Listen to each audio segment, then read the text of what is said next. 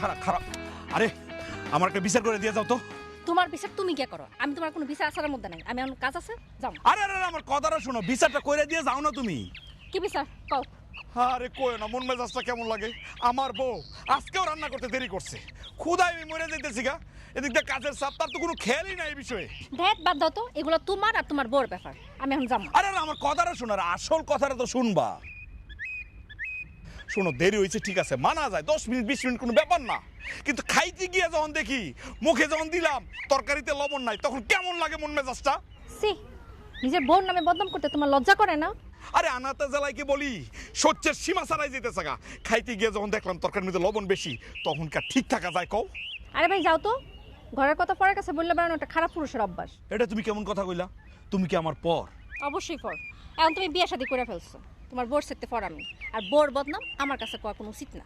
আরে বদনাম তো আর এমনি এমনি করতেছি না, বিশ্বাস করো, আমার এই মনটার মধ্যে না একটু শান্তি পাইতেছি না। বিয়ের পরে তো দেখছিলাম তোমার বোর নামে প্রশংসা করতে করতে একদম মুখখানা পঞ্চমুখ করে লাল বানাই ফেলাইছিলা। আর এখন বোর নামে বদনাম করতে তোমার লজ্জা করে না? না লাগে না, লজ্জা লাগে না।